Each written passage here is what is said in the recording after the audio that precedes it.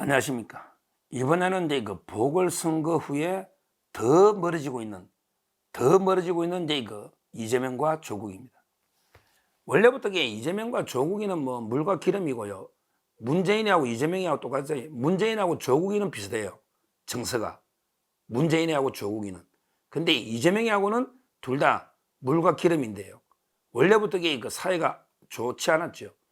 근데 이번에 보궐선거를 계기로 더 멀어진, 더 민주가 아니고 더 멀어진 이런 데 그 이재명과 조국 이 문제인데요.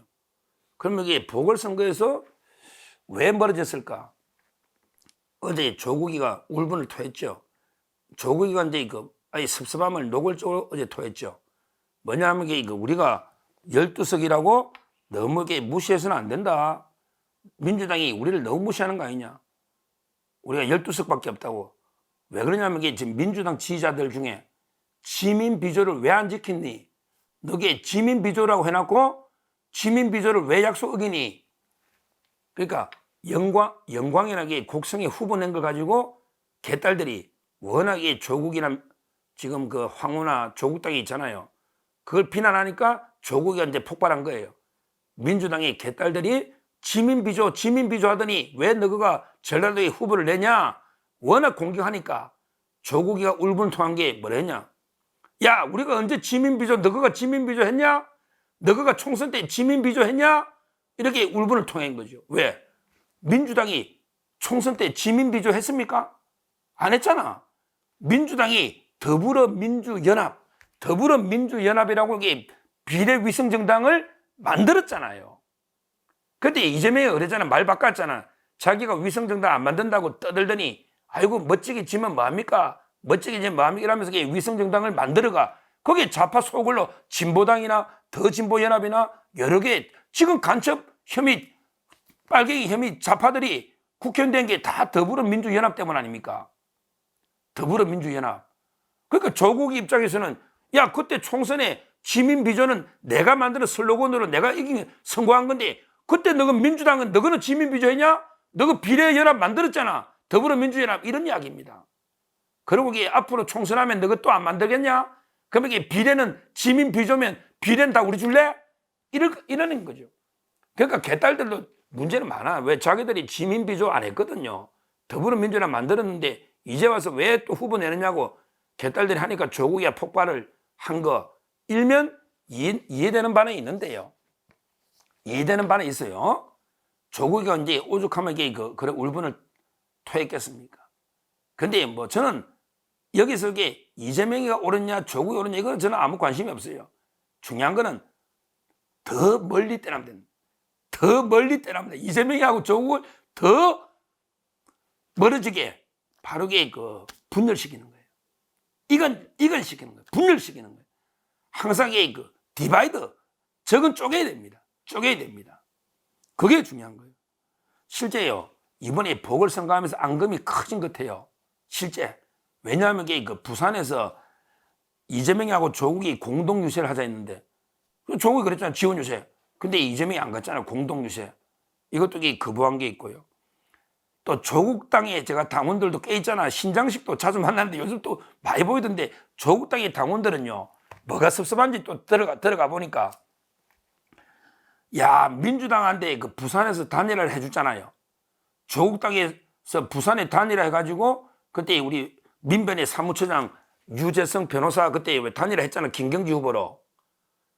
이렇게 우리가 부산에서 양보를 해줬는데 호남에서는 1대1이니까 양보해 줬는데 그런데 민주당이 부산 선거에는 올인 안 하고 오히려 호남에만 올인해가 우리 잡으려 하더라. 이게 또 조국 땅 섭섭한 거야. 그렇죠. 조국 땅 입장에서는 부산에 단일해주면 너 부산에 올인해가 부산이나 이기지. 부산에는 단일화 우리 양보했더니 올인해가 열심히 안 하고 부산 공략은 안 하고 호남에만 계속 오가지고 우리 잡으려고 조국 땅 3등 해버렸잖아요. 곡성에는 2등 했지만. 이게 조국 땅은 아주 섭섭한 겁니다. 부산의 공략은 열심히 최선을 다해서 올인 안 하고 우리가 영광에서 올인해가지고 결국은 이제 영광하고 곡성은 민주당이 묻잖아요. 그러니까 조국 땅에서는 그게 섭섭한 거예요. 부산에 양보했는데 호남에만 우리가 당했다. 그 다음에 또 개딸들 입장에서는 지민 비조인데 왜 너가 호남의 후보 내가 우리 괴롭혔냐. 뭐 이기긴 이겼지만 이런 그 싸움이 벌어지고 있는 겁니다. 벌어지고 있는 거예요. 지금 조국이하고 이재명 사이는 뭐 계속 멀어지고 있는 최악으로 분열되고 있는 이런 상황입니다. 뭐 언젠가는 또 만나겠죠. 이제는 조국이하고 이재명이가 만날 때는 저는 뭐 다시 합치는 길은 교도소밖에 없다 봅니다. 교도소에서 말고는 다시 합칠 수가 없죠. 조국이는 며칠 안 남았잖아. 조국이 내가 먼저 가서 기다리고 있을게. 그러면 이재명이도 아마 저는 대북 송금으로 구속될 가능성이 많다고 했지. 제일 먼저 대북 송금으로. 왜 위정교사나 선거법으로는 법정 구속은 쉽지 않을 거예요. 대북 송금, 신진우 정도의 강단이 있고 그 정도 금액이 111억 북한에 이거는 안 할 수가 없죠. 그때 되면 배지가 달아나 있을 거예요. 대북 송금이 선고될 쯤이면 이재명이 배지가 선거법이나 위정교사로 달아나 있단 말이야. 그러면 이게 아무것도 아니지 뭐. 이런 걸 이빨 빠진 호랑이, 이빨 빠진 쥐새끼. 근데 뱀은 원래 이빨이 있나 모르겠는데 이재명을 뱀이라고 하는 게 좋은지 쥐새끼라는 게 좋은지 하여튼 뭐 호랑이는 아니지만 그때 되면 그 배지 없는 이재명은 아무것도 아니거든요. 진짜 이게 뭐 아무것도 아니에요. 쥐든 뱀이든. 그러니까 그러면 신진우 부장이나 선고할 때는 아주 부담이 없잖아요. 대북 송금으로. 그러면 조국이하고 이재명이가 감방에서 교도소에서 다시 만나서 어떤 이야기를 서로 나눌지 그건 모르겠지만 하여튼 지금 둘이 가요. 다시 뭐 지금은 멀어질 대로 멀어진 것 같아요. 그래서 뭐 거리가 심리적 거리가 엄청나게 멀어진 거죠. 서울에서 영광보다 거리가 더 먼 거죠. 심리적으로 멀어진 거예요. 그럼 물리적으로도 뭐 앞으로 만날 일이 별로 없을 것 같아요. 옛날에 뭐 둘이 갑자기 만나서 저녁도 하고 막 이랬잖아요. 근데 이번 보궐선거를 계기로 둘 사이는 완전히 뭐 레드라인을 건너는 게 아닌가 이렇게 보이는데 다만 물리적으로 다시 만난다면 교도소에서 아마 만나지 않을까. 지금 선고가 임박한 거예요. 조국이는 선고 임박했다. 제가 번호표 1번 누누이 말씀드리고 그 다음에 황운하까지 11월 21일입니다.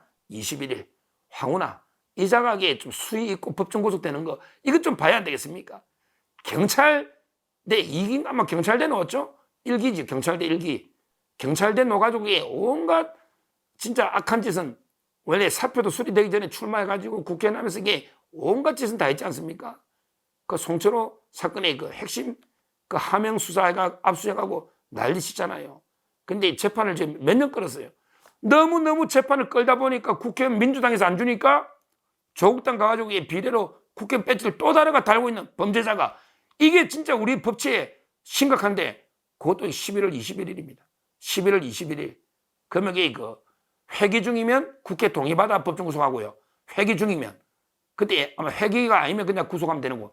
회기 중에는 동의 없이 체포 구금이 안 되니까 그 법리로 가면 돼요. 우리 헌법에 따라. 정확하게 말씀드리면 현역 의원을 구속할 때는 회기 중이냐 아니냐.